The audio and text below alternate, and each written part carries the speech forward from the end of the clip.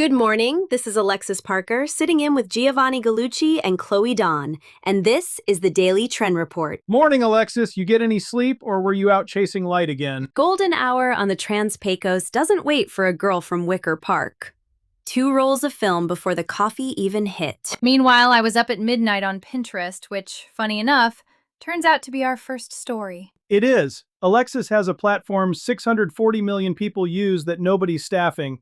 Chloe's got beef tallow finishing a glow-up nobody saw coming, and I'll close on the cheapest way there's to borrow an audience you didn't build.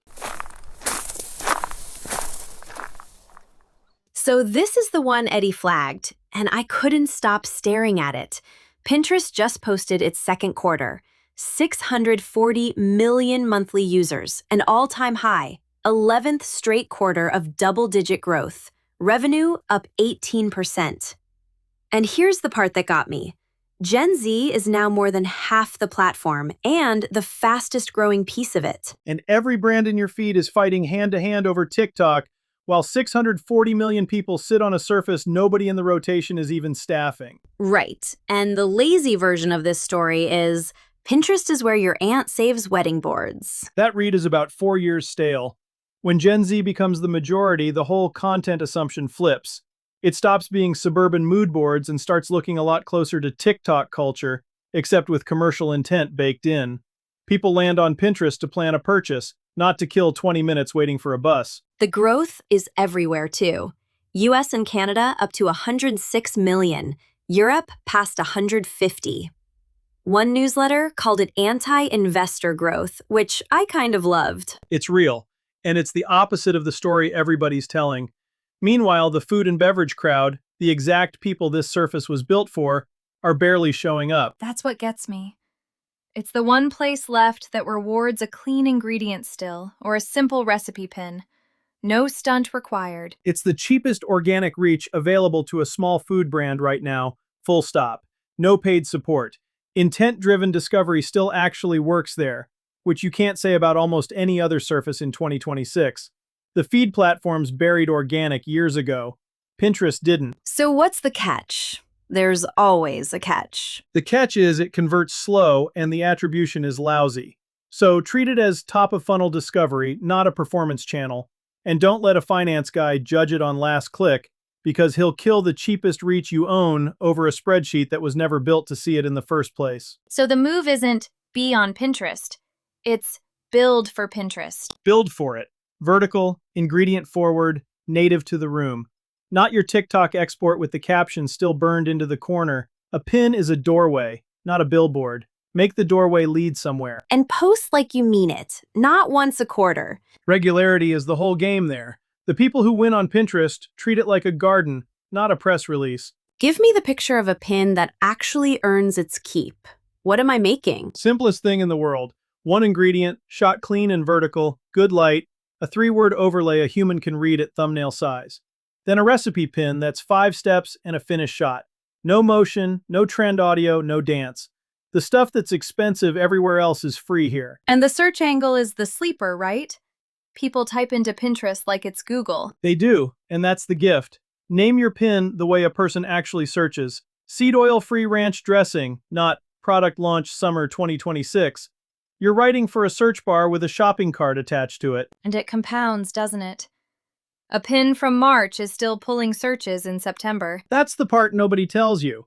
A tweet's dead in an hour, a reel's dead in a day, a good pin works for a year.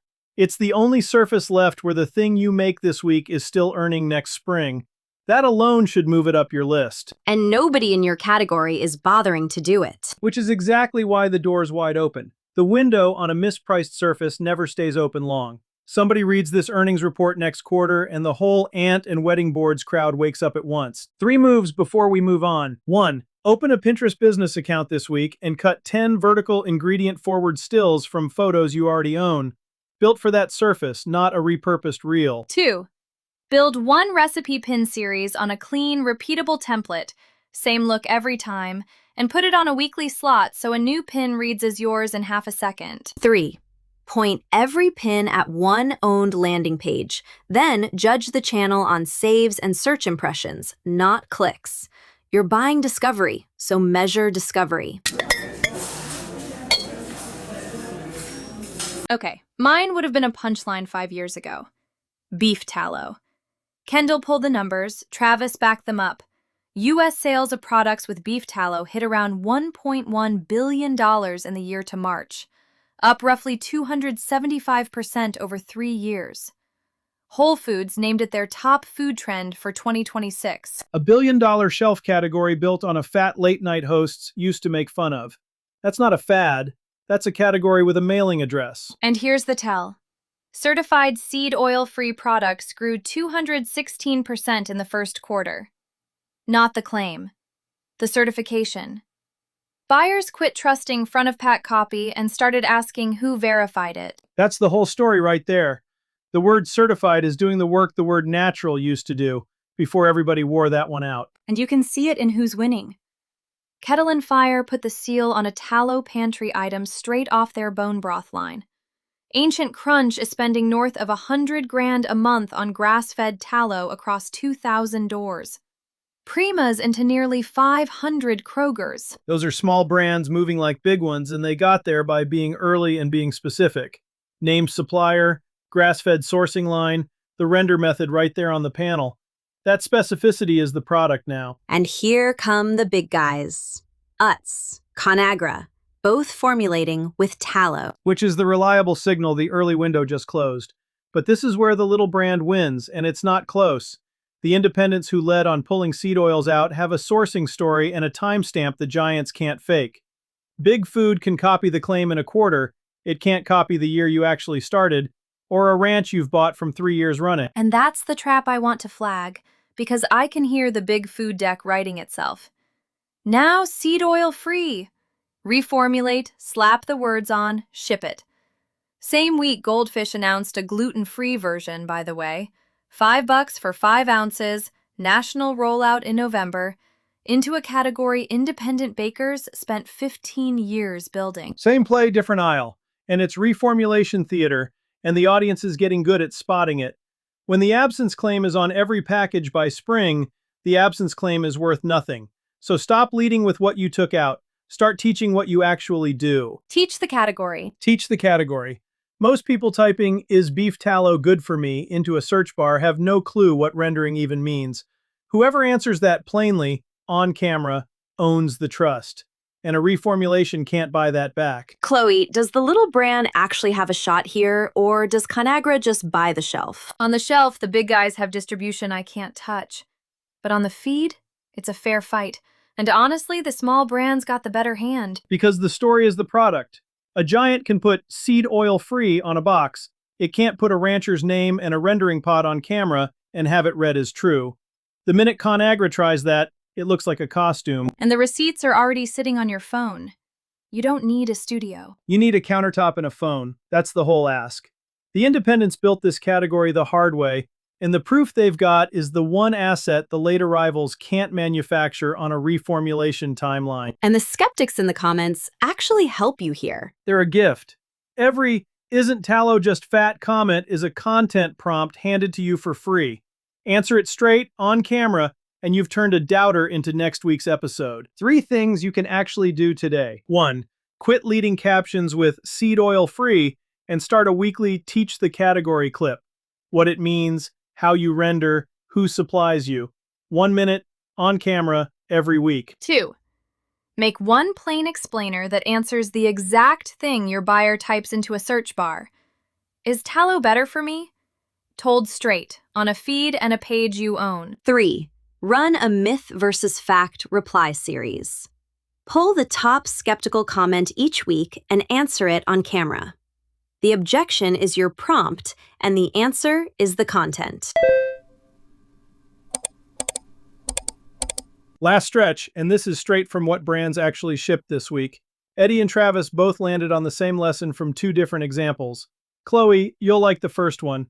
Peppa Pig. Peppa Pig. Hasbro put Mummy Pig on Kylie Kelsey's podcast. 8 minutes, talking modern parenting, aimed dead at millennial moms, not at the kids. Which is the whole trick. Kids don't buy the merchandise. A kid has never once bought a Peppa Pig anything. The mom does, and the mom's attention already lives on that podcast. Hasbro didn't build an audience from scratch. It rented one that was already assembled. on a show the buyer already trusts. 8 minutes cuts into a dozen short-form clips for basically the cost of showing up. Travis had a second one that rhymes with it. Liquid Death and Feastables. They shot it as a Mr. Beast video. Biker bar cold open, and the punchline is a leather-clad biker demanding the strongest thing in the house and getting handed a peanut butter cup sparkling water. 10 calories, allergen-free, no actual nuts. It pushed Mr. Beast onto the trending feed inside 48 hours, with trade pickup everywhere. And that one worked because They handed the creator the format instead of dragging the creator into a brand ad. It's a Mr. Beast video that happens to sell water. The earned coverage read it as content, not as a commercial, which is exactly why it traveled. So the flop contrast, because you always have one. Joe Malone, fragrance brand, 2-week activation inside Fortnite. A smell in a video game. A smell in a video game aimed at a generation that can't buy it for a decade. In-game works when the player can wear the thing or hold it in the loop. A scent is the one product the medium physically can't deliver. They borrowed a surface where there's no path to a purchase, and no amount of budget fixes that. So the line between the two wins and the miss is the audience, not the money. Every single time. The audience you want already belongs to somebody. The win is renting it and sounding native to the room. The miss is showing up somewhere loud where nobody can actually check out. Liquid Death outspends nobody. It just picks the right room and hands over the keys. And the small brand version of this isn't a Mr. Beast budget. Not even close. Your version is the local podcast your buyer already listens to, the regional creator with 4,000 true fans, the newsletter that owns your niche. Same move, 2 zeros cheaper. Rent the room, hand over the format, cut it up, and go. What stops a small brand from just doing this tomorrow? It sounds almost too easy. 2 things. 1, they aim for the biggest name instead of the right name and blow the budget on reach the buyer doesn't trust anyway. 2, they hand the creator a script and suck the life out of it. The branded read death spiral. Every time. You can feel it in the first 3 seconds. The audience came for that person's voice and you handed them your press release read out loud. Give the creator the reins. Their audience follows them, not you. And the whole point is to borrow that trust, not paint over it. So pick the right room, then get out of the way. Pick the right room, hand over the keys, and let them drive. That's the entire lesson this week. And it costs a phone call and a little bit of ego. 3 things from this one. 1, make a short list of 3 creators or shows your actual buyer already listens to, and pitch to guest on theirs instead of building a channel from zero. 2, when you land it, hand the creator your format and let them sound like themselves. A spot that reads like the host's own content travels.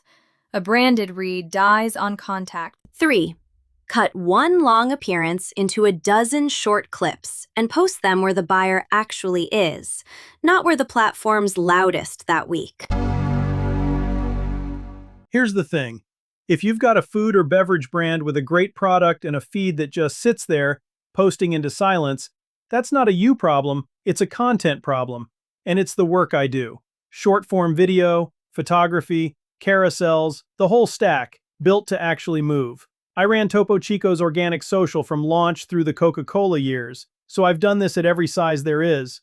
Bring me a channel that isn't landing and let's fix it. gallucci.net or DM at gallucci.net on Instagram or LinkedIn. That's all I've got for you today.